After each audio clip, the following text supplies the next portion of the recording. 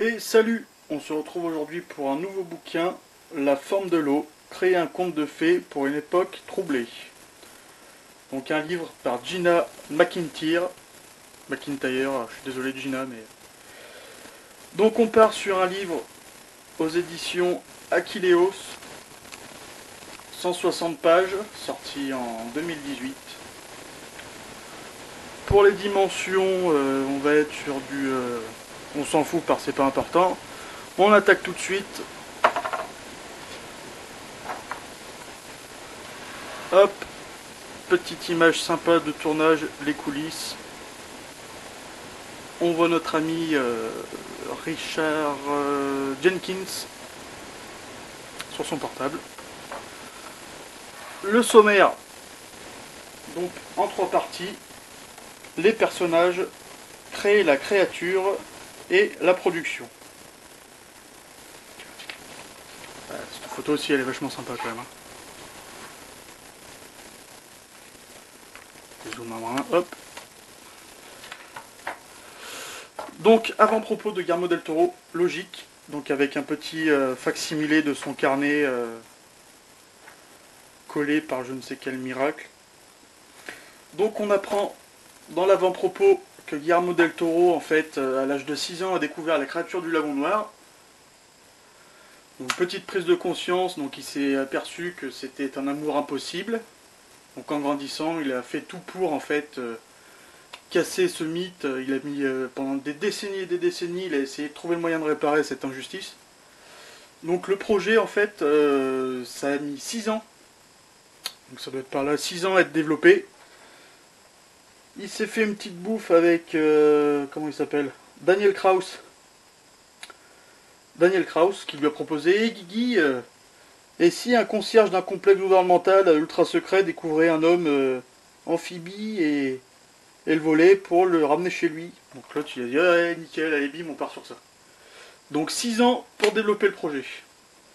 Donc, Guillermo nous raconte aussi, donc j'avance en même temps, nous raconte aussi que c'est son 10e film et l'un des plus importants de sa carrière, et il dit même que c'est son film, son meilleur film quoi, ni plus ni moins. On attaque le premier acte avec les personnages. Donc ça va être assez rapide, hein, pareil, je vais pas essayer de faire un truc sur 15 ans. Elisa Esposito, donc Eliza dans le film, donc jouée par Sally Hawkins, qui apporte une profondeur assez quand même troublante vu que dans le film elle est muette. Donc tout par la gestuelle, voilà, les émotions perceptibles uniquement par ses expressions faciales, c'est quand même assez balèze. Hein.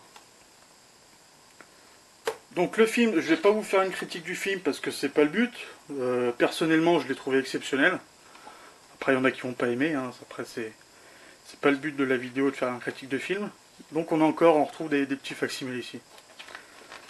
Ensuite, on a Zelda Fuller. Donc ça, c'est un personnage moi qui m'a fait marrer plusieurs fois. Donc joué par Octavia Spencer. Donc la collègue de Eliza dans le film. Donc elle parle à la place de Eliza. Donc elle a la langue bien pendue. Elle fait que de se plaindre à propos de son mari Brewster qui fait pas à manger, qui fait pas ci, qui fait pas ça. On a ici, alors ça c'est assez sympa, je vais essayer de faire un petit zoom. C'est en fait une biographie, donc détachable, que Guillermo del Toro a fait uniquement pour le personnage. Donc là on peut voir défaut, atout, aime. Donc je sais pas, moi admettons, elle aime les enfants, les animaux, recevoir dans sa petite maison, cuisiner le bacon, cuisine au saindoux, à crème glacée, les cacahuètes, les blocs d'humour d'enfants, préparer le pain de viande, les bruits de paix, ouais, ça c'est complètement... enfin bon. C'est des petits trucs assez sympas qu'on retrouve dans le bouquin, ouais, qui sont détachables. Hop, on se retrouve avec Richard Strickland, donc le méchant du film entre guillemets. Donc ça c'est un acteur que j'aime beaucoup beaucoup. Donc il a joué notamment dans Pearl Harbor, Vanilla Skies, Man of Steel, voilà, Zod. Il a été oscarisé donc 2 fois de suite il me semble. Alors attendez, je vais pas dire de conneries. Ouais, si 2 fois de suite pour meilleur second rôle, donc c'est quand même pas une tanche, hein. Donc lui, son rôle, bah, c'est le gros américain de base, bien méchant, l'Amérique, la justice, le meilleur pays du monde, j'ai une mâchoire carrée, je tasse tout le monde. Donc voilà, il a un rôle assez sadique, insensible, narcissique, tout ce qu'on veut. Hop, ensuite, on tombe sur le voisin de Eliza, Gilles Dupont, donc interprété par Richard Jenkins, on a dit. Donc voilà, le petit voisin sensible à l'art et à la peinture. On retrouve encore la biographie. Hop, là on va passer, parce qu'on va pas se taper tous les personnages non plus. Alors ça, c'est une partie que j'aime beaucoup. Donc créer la créature, donc ça veut tout dire, hein. Donc on va voir du début à la fin comment la créature a été designée, sculptée, etc. Donc là on part sur conception d'un premier rôle. Donc déjà ça a été tout designé sur le logiciel informatique. Ils n'ont pas voulu se casser la tête à faire des sculptures du premier coup. Petit facsimilé encore une fois. Donc là on part sur une grosse sculpture en argile, si je dis pas de bêtises, de Glenn Hans. Voilà, donc ils étaient plusieurs sculpteurs, hein. Il y avait Glenn Hans et puis Mike Hill, il me semble. Voilà, alors, regardez-moi ça. Regardez-moi le détail dans la sculpture. Les mecs, ils étaient quand même balèzes à la pâte à modeler, quoi. Hop, on passe. On retrouve Monsieur Doug Jones, donc bien connu des films de Guillermo, parce que bah, c'est lui qui a fait Ape Sapien dans Hellboy, il a fait le faune dans le labyrinthe de Pan, il a fait le fantôme dans Crimson Peak, il a fait aussi, il me semble, un vampire dans la série The Strain. Donc ça, c'est un acteur, voilà, qui passe son temps déguisé, parce qu'il est tellement haut et maigre qu'en fait, il donne une vie complètement surréaliste des créatures, quoi. C'est un artiste, quoi. Hop, donc on voit tous les designs. Donc voilà, là il enfile son costume. On voit la superbe texture de la peau des prothèses. Donc c'est du sur-mesure, hein, à chaque fois, Guillermo del Toro, vu qu'il connaît très bien Doogie, il s'embête même pas à faire des costumes avec d'autres tailles. Donc voilà, tous les concept art des différentes couleurs qu'il voulait lui apporter. Ça a été un gros... apparemment c'était un gros bordel, hein, pour choisir les couleurs, les nuances qui rendaient bien l'écran et tout ça. Il voulait pas non plus que ça soit le même Ape Sapien que dans Hellboy 1 et 2. Ce qui est normal.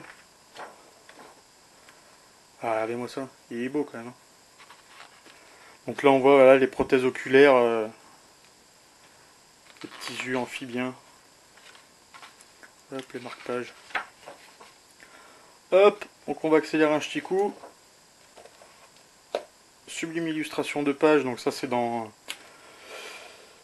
l'appartement du coup de Gilles. Alors je spoil pas le film, hein, vous vous débrouillez, quoi qu'il en soit, de toute façon il va falloir que vous le regardiez parce que c'est un super beau film. Après vous ferez votre idée, hein, je vais pas... Hop, on passe un petit coup. Alors là on a dû passer dans le chapitre production il me semble. Donc ça c'est tout ce qui est bah, l'univers, le décor, les bâtiments, tout ce qui est en second plan, quoi, qui a demandé un travail de malade. C'est aussi une partie intéressante, hein, c'est un petit peu moins intéressant, enfin selon moi, que la créature en elle-même, hein, mais voilà, donc la Guillermo del Toro qui met carrément la main à la pâte, voilà, tu te mets comme ça, tu lui mets un coup de taser, il frétille, et puis c'est cool, moi je filme. Hop, on accélère un coup, on n'est pas loin des 10 minutes. Là, on est dans la boutique, la fameuse boutique de tarte au citron, j'en dis pas plus, vous regardez le film. On accélère encore un coup. Alors ça c'est une scène un peu what the fuck. Ça part d'un coup en fait, ils se mettent à danser la Java, elle se met à parler, ça c'est filmé en noir et blanc, Enfin c'est pas si choquant que ça dans le film, c'est quand même ça qui est bizarre quoi. Mais bon, je vous laisse regarder le film encore une fois. Donc ce bouquin, voilà, il est super bien construit.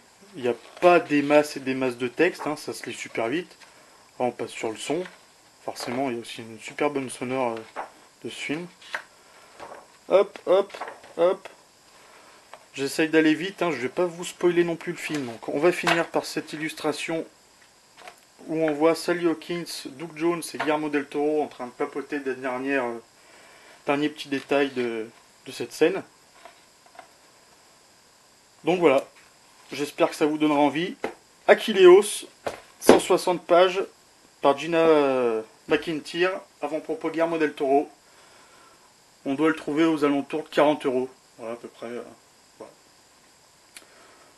Donc voilà. Allez, à plus.